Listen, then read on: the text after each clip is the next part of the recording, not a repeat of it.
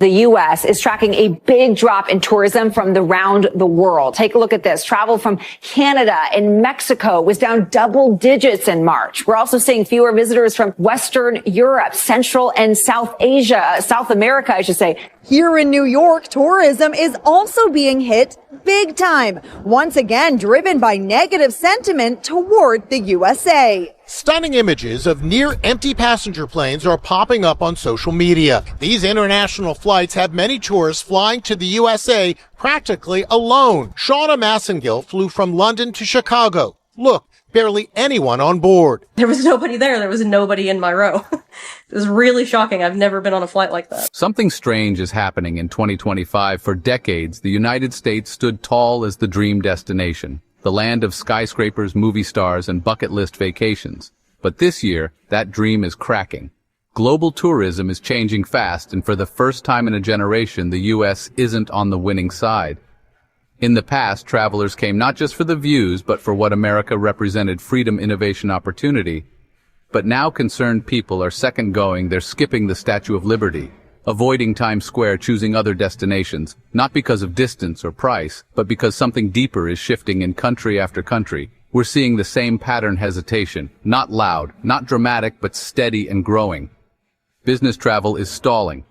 Student exchanges are declining. Entire airline routes are quietly disappearing, and the data doesn't lie. In 2025, American tourism is no longer the safe bet it once was, according to the U.S. Travel Association's April snapshot. International visits have dropped significantly across key regions, including Western Europe. What's causing this? It's not one big moment, it's a combination of many.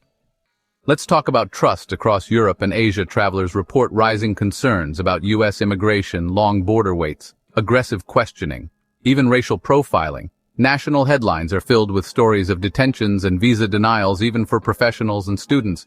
These aren't rumors, they're real events, documented, shared, and amplified. In Germany, the government officially updated its travel guidance after several German citizens, including students, were detained at American airports, according to Reuters. The German Foreign Ministry stated that even a valid visa no longer guarantees entry into the U.S. and Japan.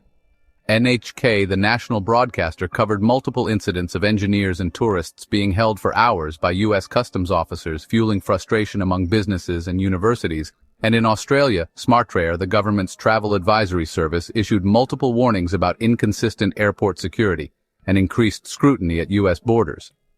Meanwhile, Flight Centre, the country's largest travel agency, reported a 16% drop in U.S. bookings, while travel to Japan and New Zealand surged.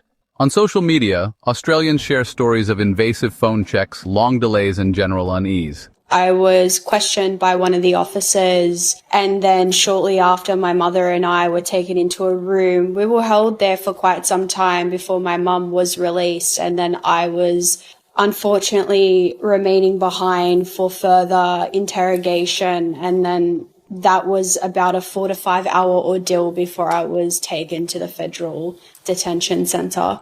News.com.au ran a widely shared article describing first-hand accounts of travelers being ordered to unlock their phones or face immediate deportation.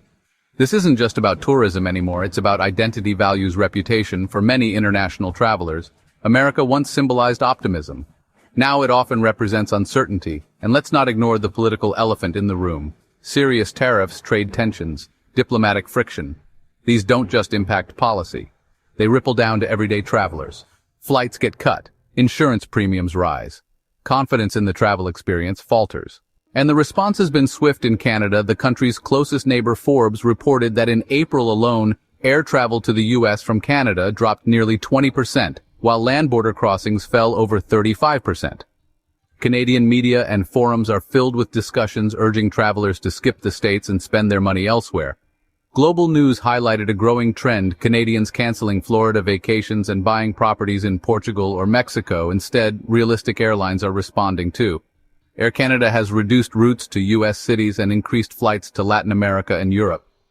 The truth is, the world still wants to believe in the U.S., the culture, the music, the technology. It's still admired but concerned. But in 2025, admiration isn't enough. What people want now is respect, safety, and consistency. In France, Le Monde published a front-page piece suggesting that America has lost its romantic image. French travel agencies report double-digit declines in U.S. bookings, with many travelers now opting for Spain, Greece, or Quebec. The French no longer view the U.S. as a guaranteed ally. Polls show that over 70% of French citizens now hold unfavorable views of American leadership. Can this trend reverse? Absolutely, but it's going to take work and not just flashy advertising campaigns. It will require reforming how America treats foreign visitors. That means clearer border policies, cultural sensitivity training, and deeper cooperation with foreign consulates, because tourism isn't just economics, it's diplomacy, it's storytelling, it's how people relate to a place before they ever step foot in it, and when visitors stop coming, it's not just lost money, it's lost trust, lost relationships. If America wants to remain a beacon of inspiration, it must repair more than runways.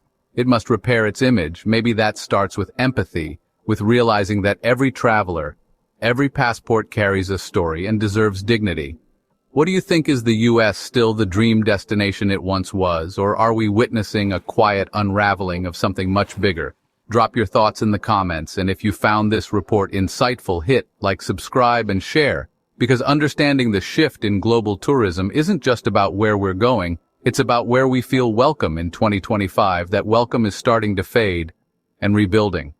It begins now. This is the New York City Police Department. Due to the current health emergency, members of the public are reminded to keep a safe distance of 6 feet from others, while public places useless.